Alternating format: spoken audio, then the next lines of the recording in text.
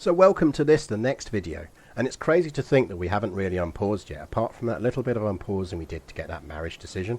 But this is fine, this is what I'm talking about. We're setting up so that we're ready to go, and then we can let the game time pass, and you can explore events and everything at your leisure, and then I'll just kick in again and give you more boosts for when you hit key points. So the last thing we really want to be doing before we unpause is we want to just see what our council is up to. Now on this main bar on the side here, third down, you're going to found your council. Now the people on our council are our wife or husband, if we have one, and then it's a series of different positions. Now, if you're starting as a duke, you're probably going to have most of your positions here are going to be people like this. So you can see their skills in the top corner of each. And again, same rule applies as on your own character, because these are all characters in their own right. You know, they've got their own skills and everything else. Above 10 is decent. 10 would be average. You know, if you see here, it sort of sees 10 to 12 is what it classes as average. Now, you might be looking going, well, I just want to always have the people with the highest skill in these things, and you kind of do to a certain extent. But remember, you are also ruling territory, and part of the benefit of this game, or the strength of it as fun terms, is you've got to kind of balance how good people are working for you with how loyal they are to you. And this little number under here is going to tell you how loyal someone is to you. Because remember, just as much as we are a vassal of the Byzantine Empire, we have our own vassals as well. And they are the people that rule all these little towns and these little temples, and down here in Kefalonia, this own independent kind of barony here, this county of Kefalonia, these are all our vassals. And if they all hate us, they might try and overthrow us. So we have to balance almost kind of the economy and benefits that we get from having good people in good council positions against the disadvantages of not rewarding our vassals. And for that reason, you may end up with times when you've got people like Mayor Yanicus here, who is at best an average diplomat in a council position, when technically you might have someone who's way better at it in pure number terms, but you know you kind of need his loyalty. And you've kind of gone, well, actually, I need to keep him loyal, so I'm going to have to give him a job, even though he's bloody awful at it. Which is, again, very realistic. It's what happened. It's how this world works. So, what important things are we looking for when we do this? Well, something to always look at first is up here, you're going to get notification numbers. Click on this one, and whatever your start is, you just want to have a look and see if any of these say that you've got an important or powerful vassal that needs to give you need to give a job to. Now, again, scaffold framework for working with. You'll experiment with this later. Simple answer is, if someone is listed as a powerful vassal, that means they have a lot of troops that they can command. And the more troops at command, the more likely they are to start looking at you and going, well, actually, I could beat him in a fight. Maybe I want his job. The easiest way to stop them doing that is to make sure they're on your council. So if you have a thing here that says, right, these people are powerful vassals and should be in jobs, you probably want to listen to it, even if it means putting some bad people into jobs. So how do I put people into jobs? Well, some jobs are more important than others. And certainly at this stage of the game, early on, I'd say the three most important jobs that you control are your steward, are your spymaster, and are your marshal. Because they're going to be giving you bonuses in different ways. And in terms of what I mean by bonuses is you're going to tell them to do stuff. Like, if you look here, our Count Constantios, who's our marshal, is on the default action of organising our army. And you can see that the effect that's having is it gives us a levy size boost of 14%. So we, as his duke, and the duke that he is a marshal of, are getting 14% extra troops from our own territories than we should get, because he's quite good at his job. Our Spymaster is really, really important early on, because we'd quite like to not get murdered. Now you can play around with your own time with like plotting to kill people and all that. I think it's one of the most fun parts of the game, and if you watch me stream you'll see me do an awful lot of it. But right now we're just going to leave him set on disrupt schemes. Now, if there is one piece of advice I can give you, you absolutely need your Spymaster to like you. It is one of the few positions where give it to someone who isn't a powerful vassal or anything else, as long as they will like you for doing it.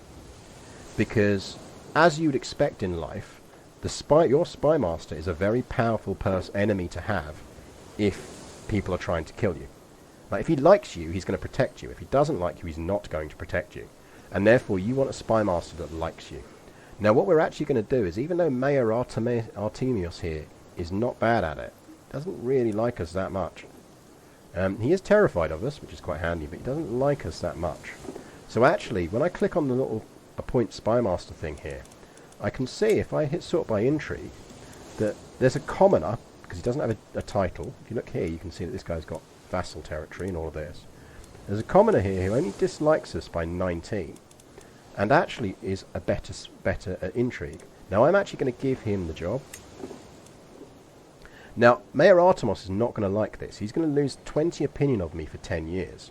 Because he wants a seat on the council. So he's going to really not like me after I do this. But I'm going to do it. Because he's better, and he's on -9. And then, because, as I said, you want your Spymaster to like you early on, I'm going to click on him. I'm going to right-click on him. And I'm going to click Sway. Now, this is going to start a scheme. And you're allowed to have one nice scheme and one nasty scheme going as a character at any given time. But I'm going to start a scheme to make Yanicus like me more. And you can see here it says, cumulatively it's going to take 2 years to complete. But it's got a predicted success chance of 95%. So I'm going to start this scheme. And that means over time, Yanicus is going to like us more. Now, we'll like us a bit more anyway over time, because our reign will go on for bits and for other modifiers and events. But we're just making sure we're moving and guaranteeing that our Spymaster is not going to try and kill us, which is really useful to have. Now, what we also want to look at here is we look at everyone else. Now, as I say, Marshal is quite important, but actually we're quite lucky. Count Constantius here is one of our powerful vassals. And you can see that by this little symbol down here. He is a powerful vassal. So we don't want to lose him off the council. And luckily, he is quite a good marshal. So we're going to just leave him in the job, and he's going to like us a bit more over time. Mayor Yanicus here is another good example of someone that maybe we need to be on the council in some way, because he is a powerful vassal. But he's not that great. The good news, though, is at the moment, there's not a lot that our Chancellor can do that is positive or negative for us. What we're going to do is leave him in post, even though he's only average, and we're going to tell him to stop trying to make foreigners like us more, and instead to focus on domestic affairs. And what that means is, theoretically, over time, there's a chance that he's going to make all of the people in our kingdom like us a bit more. So we'll put him on that.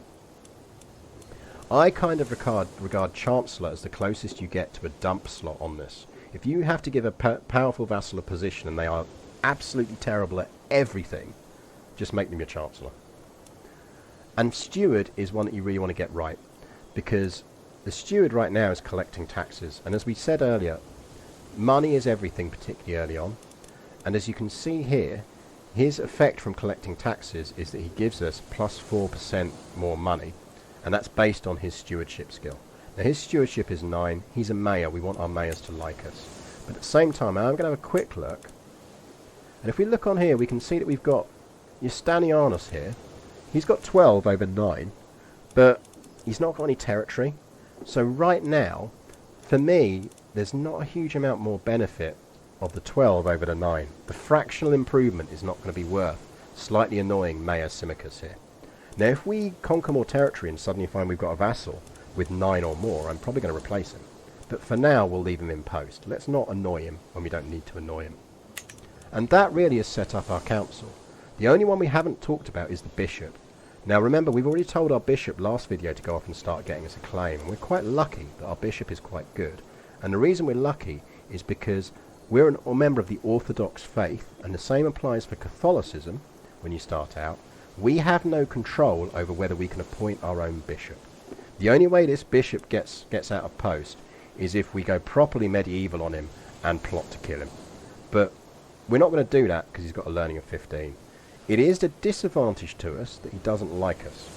But that's going to improve over time, and right now it's more important that our Spymaster likes us. But once he starts liking us, we're going to switch that sway scheme we just started, and we're going to make our bishop like us instead.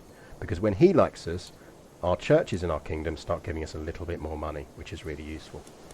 But that's everything to think about in terms of your council early on. I'm not going to talk about the Duchess and what you can do with your husband or wife. Discover that yourself. It will make sense once you start understanding the concepts. But these are the things to think about in terms of this. The final thing I will say is if you've got a liege, they may at some point appoint you to their own version of this council. If so, you're going to get a ton of bonuses from being on this council. And when you click on this bit on the lieges council, it will tell you what those bonuses are.